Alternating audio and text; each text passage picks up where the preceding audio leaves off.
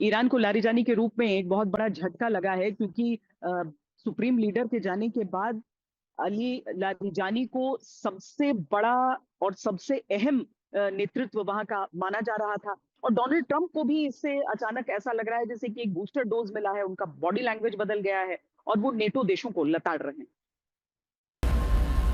28 फरवरी को ईरान के supreme leader Ali Khamenei को मारने के बाद ईरान के सिक्योरिटी चीफ अली लारीजानी की हत्या को ईरान के लिए सबसे बड़ा झटका कहा जा रहा है, जिसने इजराइल से ज्यादा अमेरिका के हौसले बुलंद कर दिए हैं। Everything is gone. Their leaders are gone. I guess one of their top person was. They say a lot of people say their actual top was killed yesterday, along with somebody else who was responsible for the killing. The man that was responsible for the killing of 32,000 people over the last 2 weeks. अमेरिकी सेना से ज्यादा जोश में अमेरिकी राष्ट्रपति Donald Trump. Iran is just a military operation to me.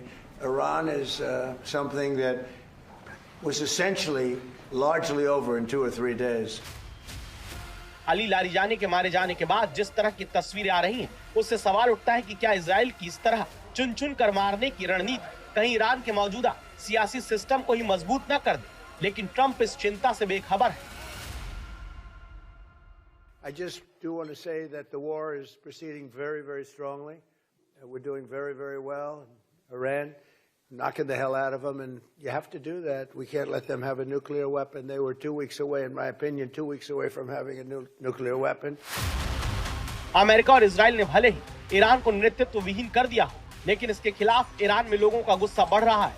सवाल है कि बाहरी ताकतों के खिलाफ अगर ईरान के लोग एकजुट हो गए तो क्या होगा, क्योंकि तब अमेरिका के लिए लाखों ईरानियों से लड़ना मुश्किल होगा। लेकिन ट्रंप को देखकर लगता है कि मानो वो जंग जीत चुके हैं। Every time you see somebody with no legs, no arms, a face that's been really so badly damaged, so badly hurt, lives destroyed, 95% chance it came right out of Iran. The guardian की report के अनुसार Iran में Ali Larijani की मौत Iran के लिए एक विनाशकारी झटका है, जो जंग की शुरुआत में सुप्रीम लीडर अली खामनेई की मौत से भी बड़ा उलटफेर है। ईरानी नेतृत्व को कमजोर करने की कोशिश में लारीजानी हमेशा अमेरिका और इजराइल के निशाने पर थे। उनमें राजनीतिक स्तर पर बड़े फैसले लेने की क्षमता तो थी ही, लारीजानी का चीन और रूस समेत दूसरे देशों में निजी प्रभाव था।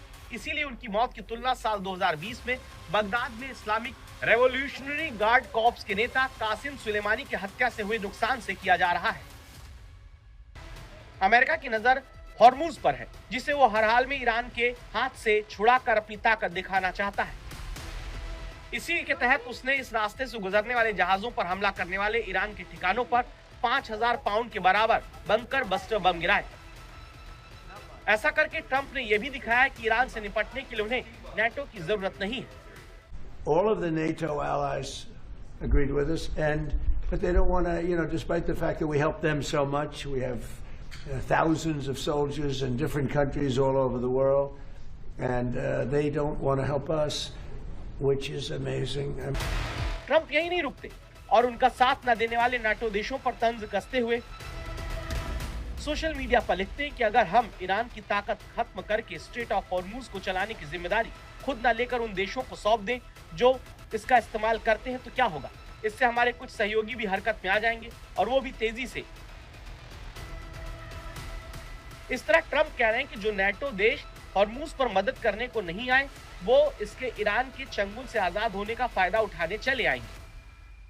I think NATO's making a very foolish mistake, and I've long said that, I wonder whether or not NATO would ever be there for us. So this was a great test, because we don't need them, but they should have been there.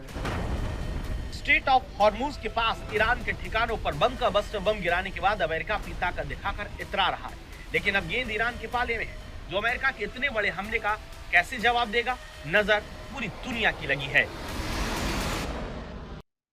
Trump के तेवर केवल NATO देशों को लेकर नहीं बदले हैं, उनके तेवर चीन को लेकर भी बदले हैं। थोड़ा कड़ा होता हुआ नजर आ रहे हैं। उन्होंने अपनी मुलाकात को आगे बढ़ा दिया है और ऐसा माना जा रहा है कि ये चीन पर दबाव बनाने की एक स्ट्रैटेजी है।